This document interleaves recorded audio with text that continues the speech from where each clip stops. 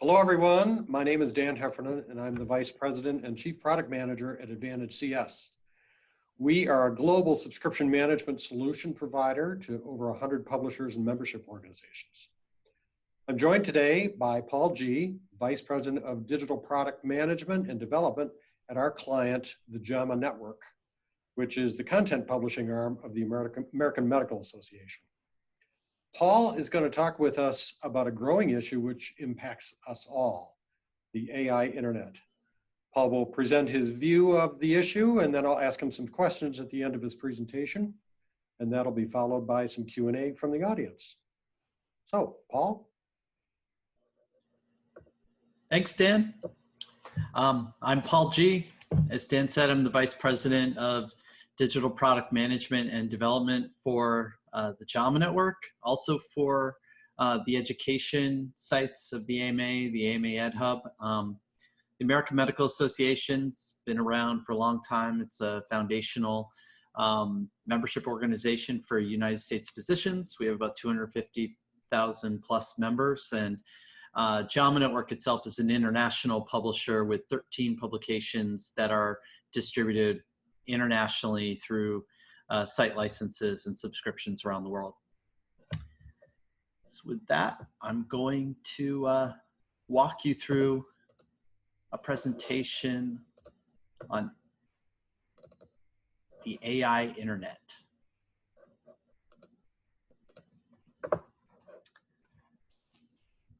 So I want to talk to you today about both the problems and the opportunities that are created by the internet becoming more and more like me.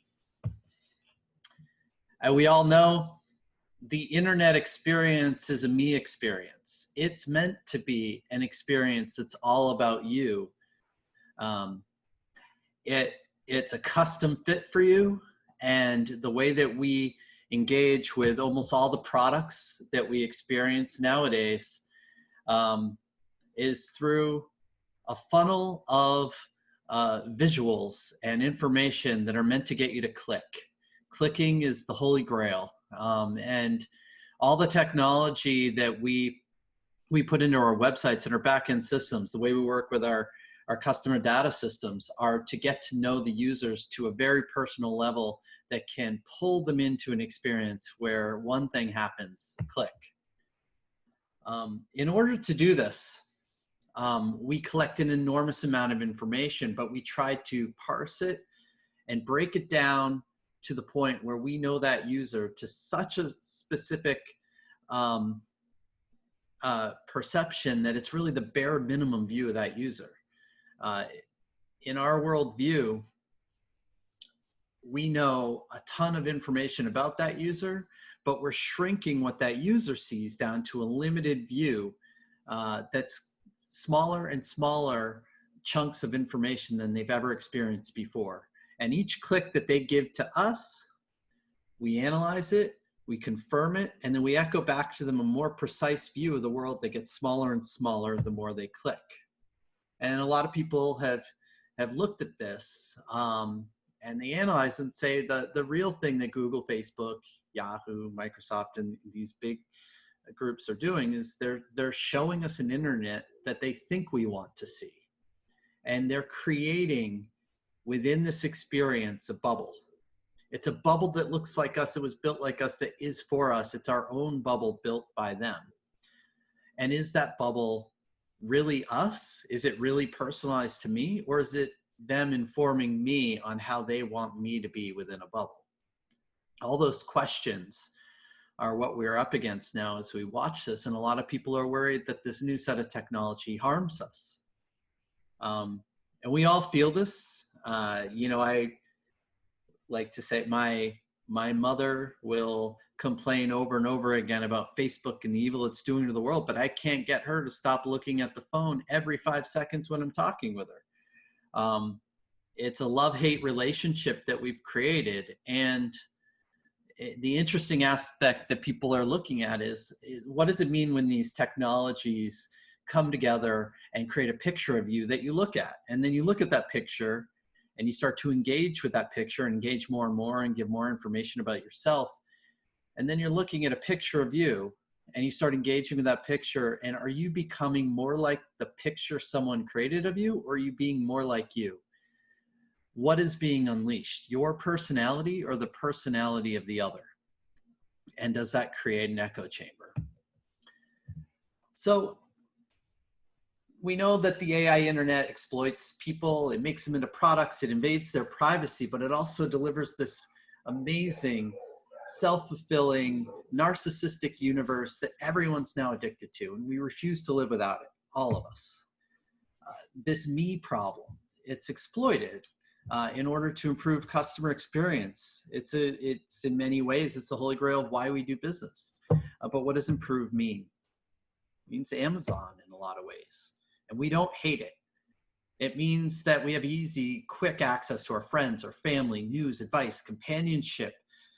Even during a pandemic, can you imagine living through this without the technologies we have that at least allow me to share this to you today? And when you're talking about purchasing, one-click purchases, I have all my food come to my condo. I don't have to go out and go shopping during this pandemic. Even without that, the one-click purchase revolutionized everything. It's so much easier to buy online. You can read reviews. You can figure out what you want to buy and why you want to buy it, and who recommends it first. You can see what others also bought instantaneously, no parsing time. It's simple and it's cheap, and it's lowering costs for the consumer so that we can buy more at a lower cost and spend more in aggregate. And we don't hate that. We love it, and we keep doing it.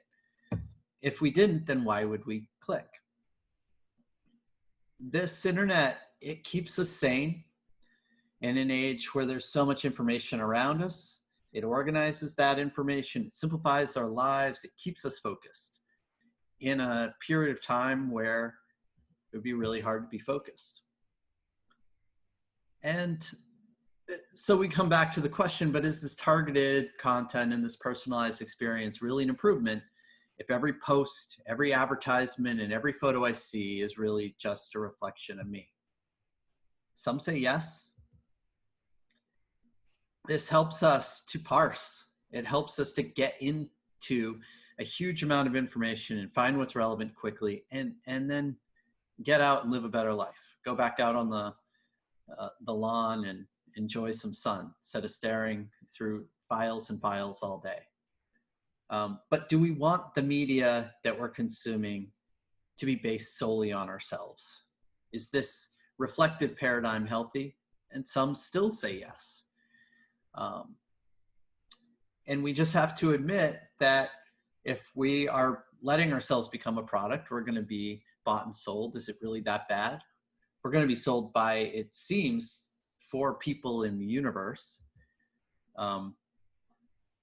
There's all sorts of concerns about privacy and data. And is it really that bad? If people want to give up their privacy and some data in exchange for a value that they perceive as helpful to their lifestyle, is it really so bad? Or shouldn't they just have the right to do that? Some people say no. I think this was 2018. Germany argued that the terms of service in some of these companies like Facebook, it unfairly forced people to make an all or nothing choice between submitting to unlimited data collection by the company or not using Facebook at all. So I thought about that a lot. And what I came to was this idea that I don't understand what the assumption is. Why is it so bad that Facebook would say there's a way to get into this product we created and you're going to have to give us all access to your information? That's the exchange. It's in the forefront, written down, terms and conditions. The assumption that Germany seems to be making is that Facebook's so valuable, it's a human right, that people deserve access to this thing that was created, even though Facebook created it, it's IP of a company. And I wonder, is Facebook worth fighting for? I personally don't think so. I fight to keep it off my phone. But what type of precedent does it say about Facebook's assumed value if countries are fighting to open it? as a human right. At least that's how I interpreted that. So, you know, in this age where there's so much information, it keeps us so sane that Germany thinks it's a right we need to fight for. It organizes and simplifies our lives. It does keep us focused, but is it worth it? I don't know the answer to that question. Those are the questions, and I have to think about them. I'm responsible for this network and some other products from the American Medical Association. We publish 13 journals, most of them in print. JAMA itself is published weekly and issued to the distribution of about 250,000 members. A lot of our other publications are distributed every month, and we have a need to make sure that the information we're publishing gets out to all the right people at the right time. We have to keep up with technology. We're in the game. The problems for medical publishing are probably a little bit different than some types of publishers out there, and maybe they're similar to others. Our core audience is 1 million physicians in the United States. That's the critical audience we're usually mapping to. Traditionally, physicians don't and won't pay for content. They don't need to, because their libraries and advertising offset those costs for them or cover them. And they have in the past when the journals were print, and they do now that they're online.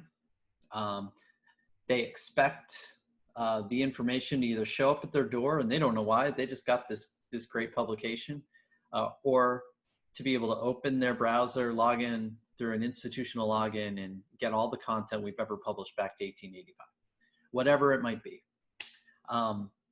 But library budgets right now, they're shrinking, and digital advertising, as we move online, it has, across the industry, has not equated to the same value of print advertising. Meanwhile, when you move online, the demand for innovation and investment in AI and other technologies is just as high for medical publishers as it is for any other publisher. We're being matched against consumer publications. We love to compare ourselves to the New York Times. We do not have the budget for innovation in the New York Times, but that's the comparison.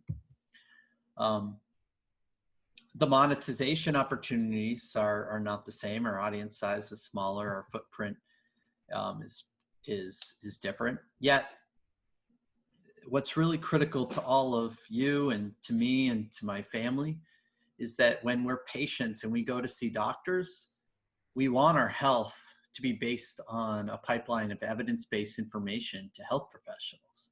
And at work, my job is to make that pipeline strong.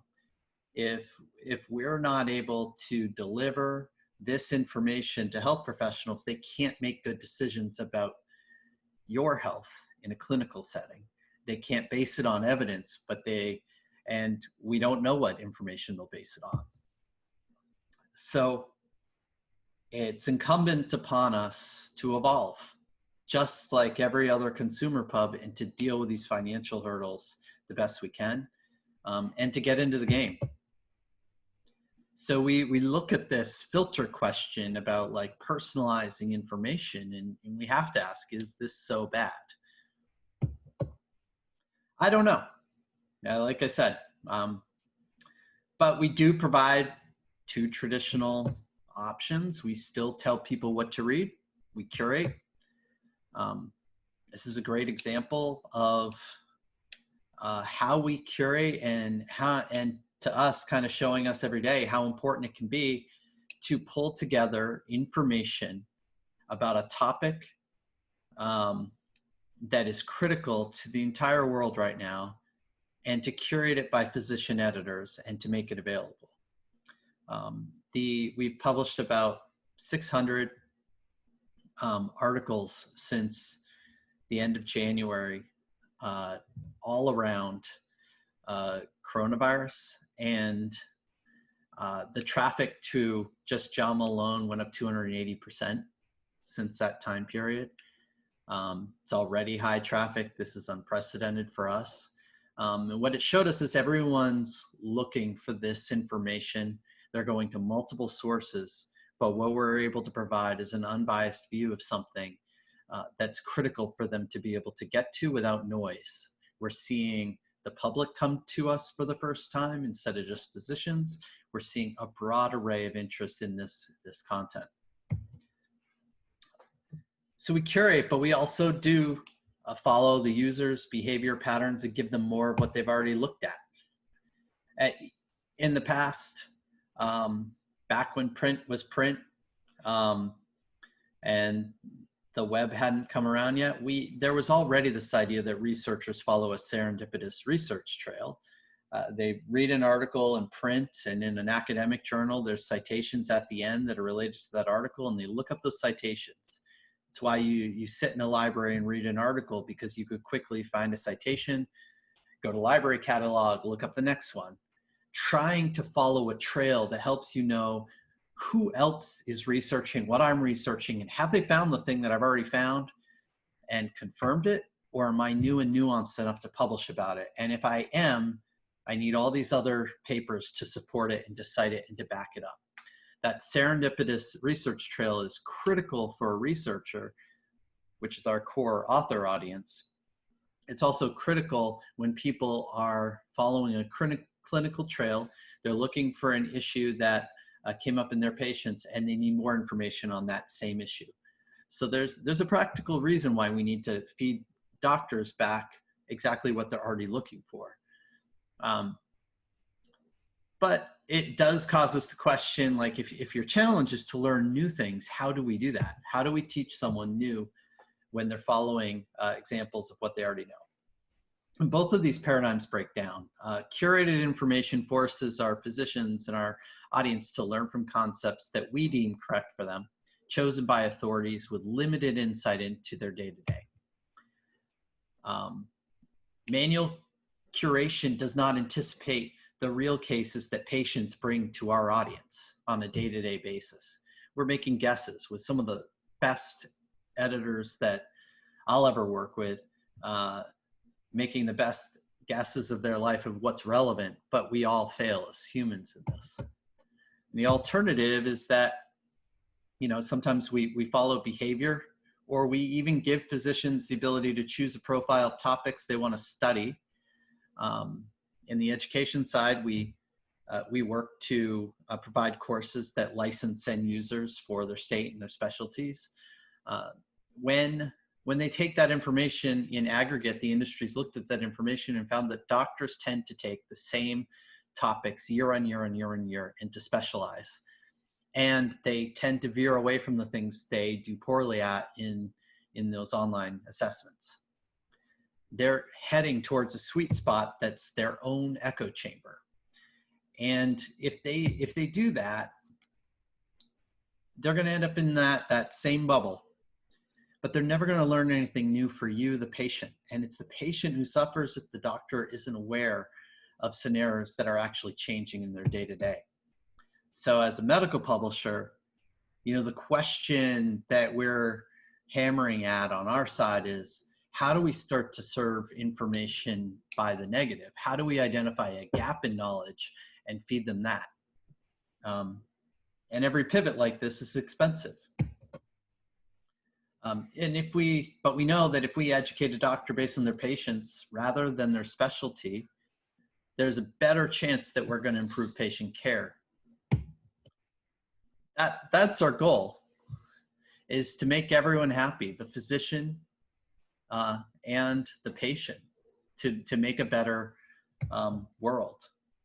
It's a great dream, but is it financially feasible for a legacy subscription publisher going back to the 1800s to play around in the world of AI? And even if we did, what makes us think we'll be a better filter than the big companies?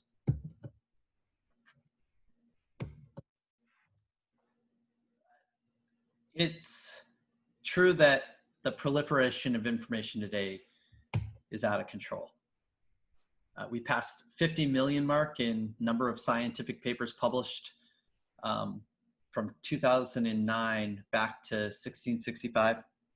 And I heard a stat somewhere along the way that between 2001 and 2011, we doubled the amount of papers that had ever been published to PubMed in any of the previous history. Every year we're publishing 2.5 million new scientific papers since 2009. That's probably grown. How do you parse through this and find what you need? Especially if you've read a scientific paper, they're not simple, they're dense. We are suffering from an overload of science. It's so much we're in that analysis paralysis zone. It's vital as a publisher to help people see what's important, to curate, to help them focus. We need a filter, and publishers have always been the filters. That's what we do. That's what a table of contents is. It's a filter on information that we're saying is important, and we're recommending it to you in every issue where there's a reason why those articles are there. Publishers will thrive if we develop better filters. But the flip side is we're living in a supply and demand curve that's moving against us.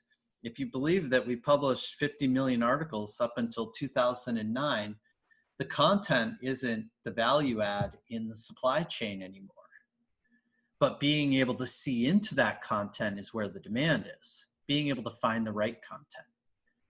If we want to stay relevant, we have to stop thinking that content is our value add, and that the filtering and the parsing of that content is not part of the publisher's job. Now, if we take on becoming the more technology layer on top of the information we publish, it won't be easy to balance the concerns of privacy and value. And it won't be easy to configure the right mix of editorial versus personalized, me-driven curation. But in our space anyway, in the medical space, there is an opportunity with the fact, tied to the fact that advertising revenues are on the decline. Because if ads are down, that means people are not necessarily the products. And we don't have a conflict in this balancing act with monetizing the people themselves as the product of our business. So this gives us a space to think through the mission of why we're doing this. It gives us the freedom to use AI for good and to build tools and services to help people solve real problems for patients in this case. So in my space, I'm thinking, let Facebook keep the mindless clicks going in these echo chambers that inform us every day and that have caused a ton of the problems that are happening right now in our environment. And I think publishers don't really have a choice if we want to survive. Information overload isn't a choice for any of our readers and any of the physicians or any of the patients. It's all out there. So how do we help them parse it? Curation, both technology and through the people that we hire to do this is a choice we can make. And I think that publishers will either develop these next generation of filters or they won't be able to survive because they'll lose the demand to the technology companies. Thank you. Thank you, Paul. I can hear the audience clapping. That's great. Really provocative thoughts there. I've got some questions. I'll just dive right in here. They're not in any particular order, but some of the things that I was thinking about as you were going along, and I noted a bunch. So in our audience today, we've got magazine, newspaper publishers, various media publishers. How do they broaden their discoverability in this kind of environment where artificial intelligence is narrowing the reader's world? I mean, for B2B publishers, they've got a distinct brand versus they're very different from consumer brands, right? We expect a B2B brand to have content around that business, whether it's whatever, cattle farming, medicine pipe fitting, but a consumer brand in fashion or politics? How do they capture new readers in an AI internet? I don't have all the answers there. I know what we've done that has worked for us, and Let's hear that. one of the the ways we think about it is, instead of starting with targeting, we wanted to build a customer base and an audience that was wide. So we developed a strategy that went out to everyone first and didn't even try to break it down to physicians. Just push it out there and monitor and get it as big as we can, and build our systems and our technologies to grow without manual, without a whole lot of manual list growth.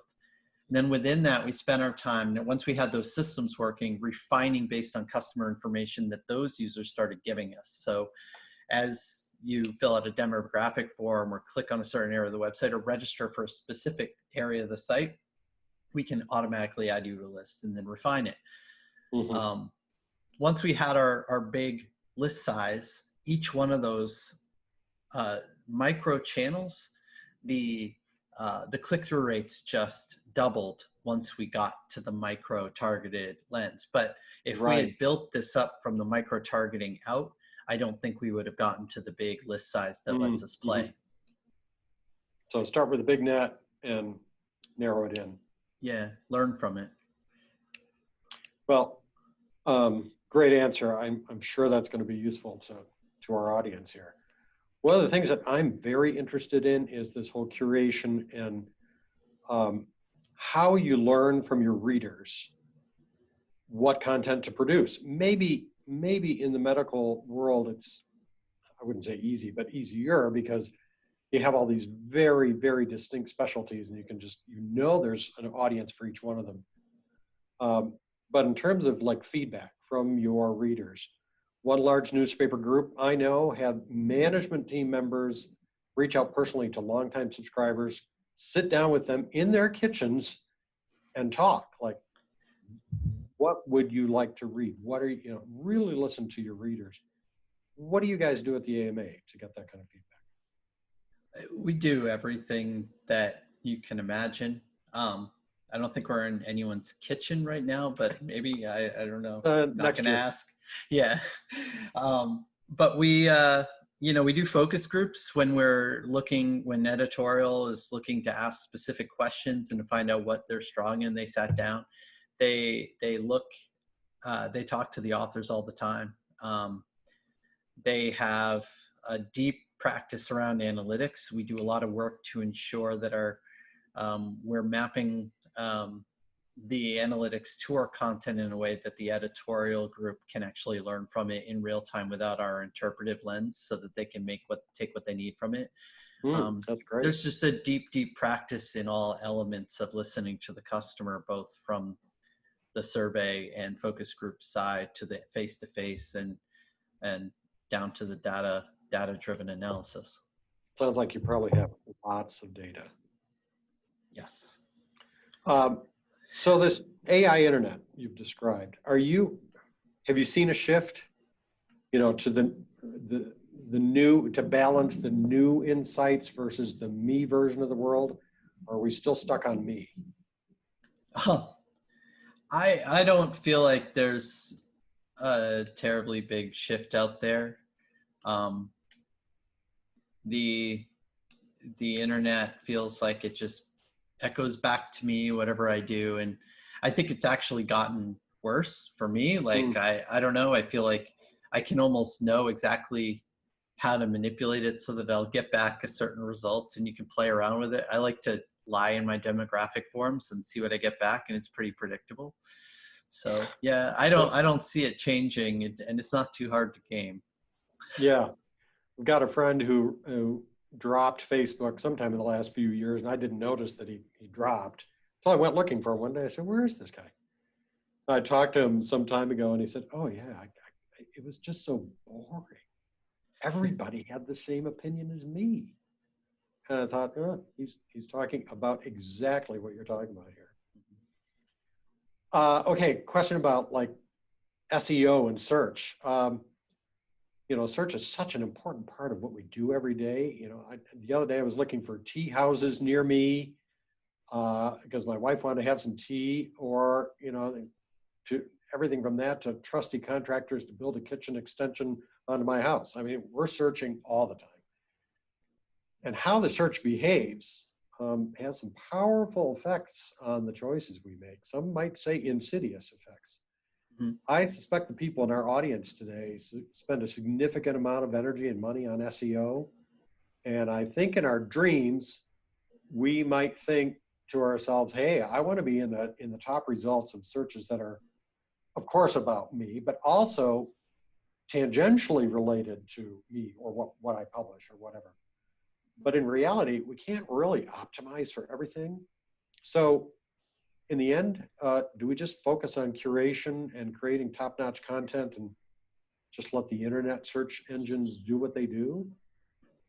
Um, well, we spent a lot of time on SEO, and um, I guess from my perspective, it's making sure we're not getting in the way of something that could drive us traffic. Yeah, right. That we're not doing something that breaks that technology, and we're supporting it in every way, because it's not a fight. Google is not a fight we're going to win. It's already done. I think that the key, and they're an advertising business, which I think is meaningful. And if we can either choose to try to compete with an advertising business or figure out how to create a different type of business model around an ad-free environment that's subscription only in some way, and that there's a technology layer too. And that's where I try to spend my time thinking, is where we might be able to win, and then for the other things, just treat them as compliance factors and not ignore them. You guys do advertising, right? Yeah, we do advertising. It's just we don't do it at the level of Google. We do it because it's there, and we do what we need to do, and we have a whole team that works on it. But we still make a significant portion of that budget from print. Print is still in our paradigm, it's what customers want. Although there is an upswing in digital over the last 12 months. Can you? I was going to say, can you split it for us? How big is digital versus print? I don't know, based on readership or based on revenue or something. What can you give us the breakdown without giving away any trade secrets? Off the top of my head, I'm not exactly sure of the breakdown. I know that it's still greater than 50% in print. Yeah. Okay. Which and it probably will be for a while. It's the premier way to sort of put in a full page ad directly into someone's mailbox. Sure. Yeah. And I think you said JAMA, the classic JAMA, is weekly, the print. Mm-hmm. Okay. So you got talking about negative targeting measures, that sort of finding the gaps in knowledge. Seems to me the AI internet would be able to do that. I mean, if it's got all this smarts about what people want, then it must be smart enough to find the gaps. It should be, but you do have to have a basis of knowledge that you think is truth to compare against. Otherwise, like, how do you know what a gap is if you don't know what the goal is? So yeah. I think that trying to identify a technology layer that, and I think this is different for every publisher, and this is where it allows you to do something custom, is to identify for your audience, what do they need to know that they're not getting and they can't get from anyone else but you, because you're the purveyor of that information. Right. Okay, so it really is sort of up to you, publishers. Okay, let's talk about the role of publishing for a second. It has certainly come under attack in different ways in different kind of segments of publishing. I mean, fake news and the importance of journalism has been this, tension going on for a while. In scholarly publishing, you've got that sort of self-publisher versus the importance of the brand and peer review, that whole process. Where do you see, for our audience here, magazine and news media in 20 years' time, given the proliferation of AI? I mean, are they gonna survive? I know, I don't, prediction, impossible, I know. I can't predict This is the anything. fun part of the interview. I do think that AI algorithms can create headlines now that seem like they're written by humans and that are based on what people want to click on. So at that point, I just think it's a losing game to chase the clicks. I think it's really important to take a step back and say computers are going to be able to do that if you're in that part of the business, which is really for advertising, Mm-hmm. and if you're in that part, let a computer do it and spend your time, make the money now, but spend your time figuring out on the other side of that, because I don't think it will last forever. And if it does, I think it's going to be some robot in a room. Yeah. So your readers are clinicians, doctors. Is it sort of beyond just doctors? Do you get nurses as customers and other kinds of clinicians, physicians assistants, that sort of thing? Yes. Okay. And they're all different tiers of audience. Definitely Sure. the health professional audience is super important. Just as the American Medical Association with physicians as our core membership, we're really focused on trying to, curate our experiences directly to the physician, but there's a lot of areas where that can expand to all the other health professionals. Right. Okay. So, but your customers actually are usually institutions, hospitals, Yes. universities, clinics, I imagine, big practice groups. So tell us about paywalls. Do you guys have paywalls? Do you use them? If so, how do they work?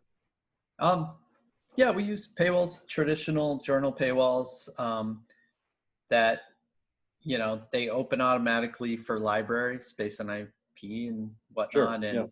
And Authentication. individuals can log in as members or subscribers and get access to content.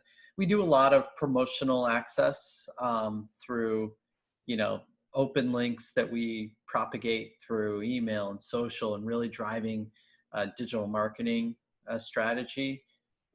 We've played around with metering a little bit and probably will more in the future. But so we're doing some things that a lot of academic publishers don't. But our real goal has been to just grow an enormously engaged audience and to deliver the content, and that's been the goal. So we've been fairly successful as finding good balance between the paywall and the promotion. Mm-hmm. So is it kind of a slow, I can read some articles and then you're going to ask me to register and then you're going to eventually ask me to subscribe? Is it that sort of slow burn over time, or are you sort of the paywall comes up pretty quick? Yeah, no, I think that it's a little different than probably most, where it follows a single person through a flow. We have flows that have checkpoints at different engagement points where we try to make sure we're getting a little bit more information from the whole audience at a time, and then Right. we'll personalize it from there. So it's the same sort of basic standards, just thought through in a more macro way. Right. Okay.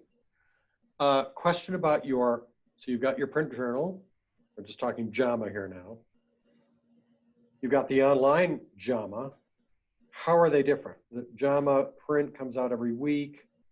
JAMA online, are the same articles there as in the print at the same time, or is it changing every day, or what's the difference here?